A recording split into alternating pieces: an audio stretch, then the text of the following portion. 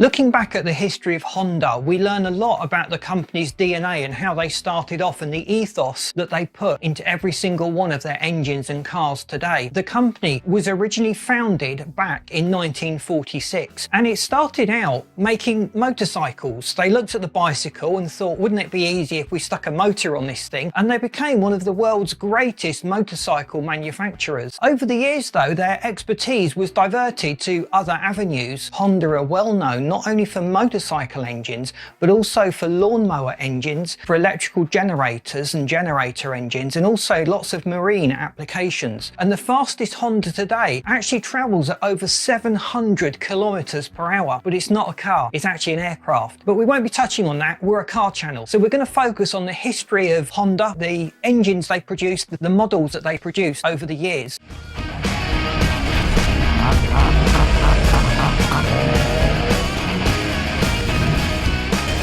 The company was originally started back in 1946. After a period of time, they diverted their expertise to cars, and we're thankful that they did so because they've made some legendary engines and some superb cars. They've actually released their 100 millionth car in 2016, which is quite a significant accolade. They were also the first manufacturer to install a sat-nav system within a car back in the 80s, and the reliability and power output of their engines is appreciated by all those that specify these engines in whatever it is that they produce. Got a small favour to ask before I go on. Can you just drop us a like and let me know in the comments what car you've got, because that really does help me to shape the content of this channel, just to make sure that I'm covering the things that you want me to cover. So with Honda engine codes, it's quite interesting. There was generally a letter code to denote the generation series of the engine, the design of the block and the components within it to differentiate them. Now that ran roughly from A to R, but some versions were concurrently available. So we'll just have a very quick run through of all the different series of engines that Honda have manufactured and just pick out some of the highlights for each one. So with the engine codes, you've typically got the letter, say K for example, the displacement, so a 2-litre engine would be a K20, and then the following digits would denote which iteration or revision the engine is, and it starts alphabetically with incremental numbers. So the A1 would be the first version of the engine, and the C1 or a C7 would denote that some revision has gone on to that engine.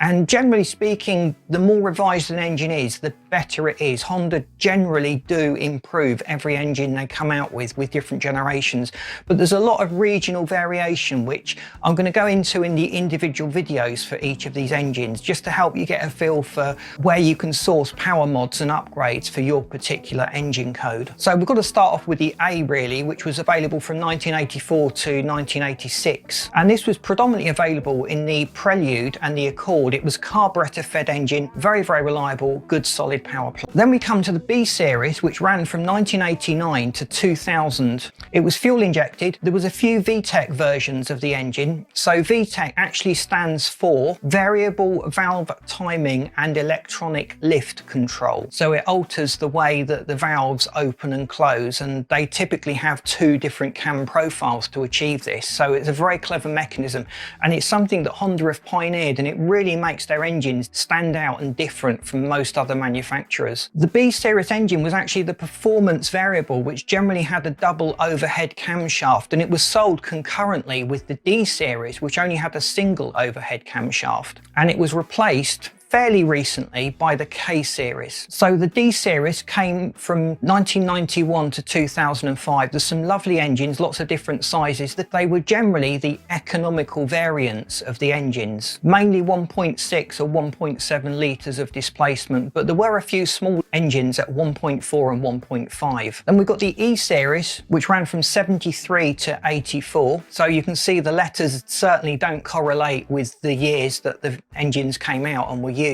Now this was interesting because it used compound vortex controlled combustion, CVCC for short, and this enabled them to meet the emissions regulations way back in the 70s without having to use a catalytic converter. So it was very, very innovative at the time. The F series came out around about 1990 and ran to 2009. Now this was the engine that was featured heavily in the S2000 sports model, and we've got a video coming up on the S2000, so keep an eye eye out for that one. The F series was predominantly 2 litres in capacity, but there was a 2.2 litre variant sold in the US. And interestingly, a 2.3 litre version that was used in the Honda Accord. The F series ran from 1990 to 2009. The H series ran from 1992 to 2002. It was mostly in 2.2 and 2.3 litre capacities and was predominantly used in the Prelude, but I remember as I was growing up, this was the engine that everyone really wanted to swap into their Honda Civics and really was a badge of honour if you were able to achieve it. The L series ran from 2001 to about 2016, and it was interesting because there were some turbo versions available, so nice to see Honda experimenting with turbocharging in common production models